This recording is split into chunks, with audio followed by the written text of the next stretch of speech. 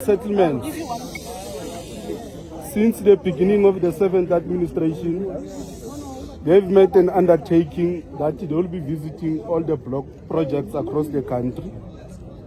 And this is one of the projects that has been identified in the province of Gauteng, the city of Ekurhuleni in particular. And the minister, the deputy minister and the MEC, they have already went into a technical briefing meeting with the city and the mayor. They are now on site. They have satisfied themselves about the status of the project. The minister will therefore brief members of the media about her visit to Ekurhuleni. And after she has done, members of the media will be given an opportunity to engage with the minister and her other counterparts who are part of this particular briefing. Minister? No, thank you very much. We received the MEC as well. The executive mayor is just behind me, Deputy Minister.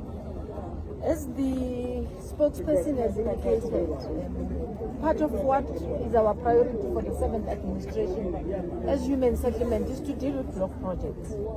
We're taking this undertaking so that we don't establish in the main more of the new projects when we have not yet considered whatever would have been started at whatever time. For the point in question, this is a 2017-2018 financial year project.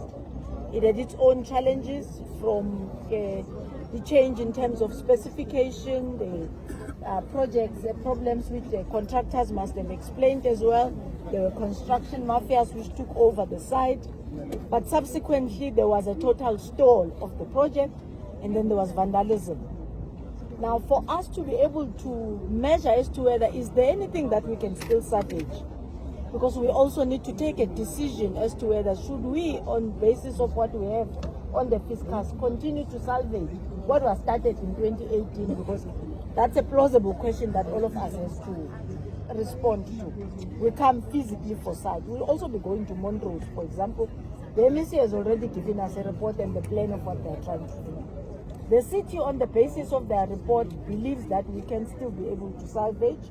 They've done a good work. So far, they've tried at a particular stage to provide security to guard the building. They even hired private security, but the escalating number of vandalism also happened. The MPD was brought on site as well. Of course, withdrawn at a particular stage because societal issues also do compound, and you do find that your internal work will also have to be diversified, and you can't keep your emergency services stalled at a particular area which currently does not have beneficiaries.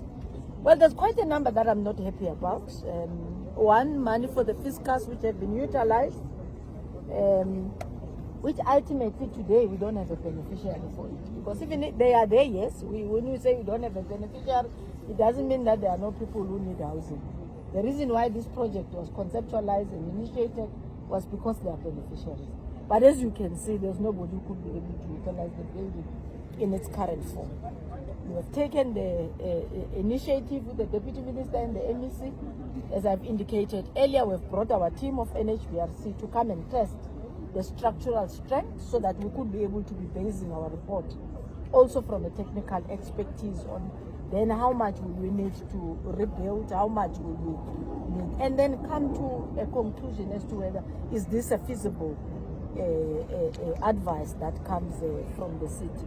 We also want to thank them as well, particularly the executive mayor and his team, the MEC and her team, who have been able to highlight. We have a total of about 10 projects in the province that have got challenges of some sort, but also even in the metro, this not being the other, the Katoras, and they've reported all of them.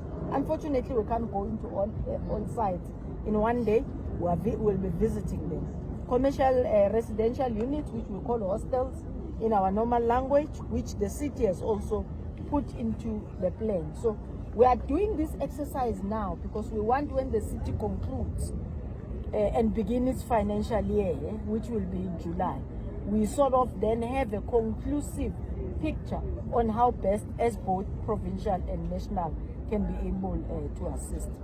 The undertaking that Council took in the past financial year, we've also received a report with regard to consequence management.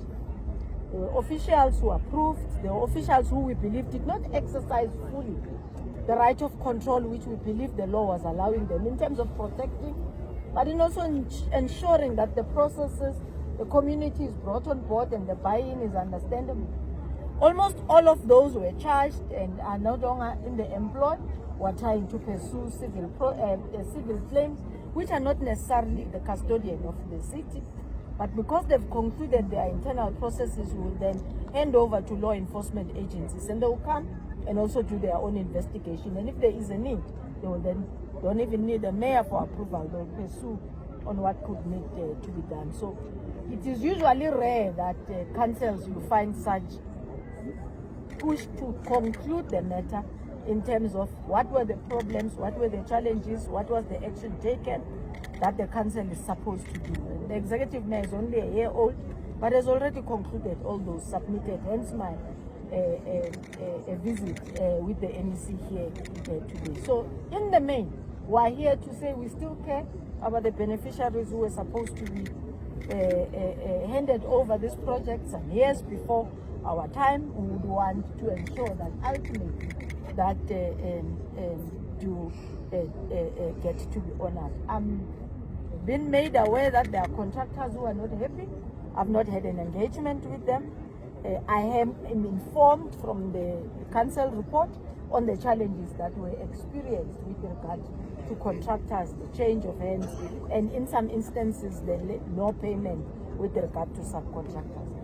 I may not engage with them directly, but we have put up a process that is led at a technical level by our DG, HOD, and the head of housing of human settlement here in the city to be able to look all from the financial governance issues, consequence management issues, and ultimately from NHBRC to assist us as to whether what can we do to salvage because money was spent here. I think that's what our visit is about, and I must thank you for on behalf of our communities to come through and observe what we are doing. Thank you.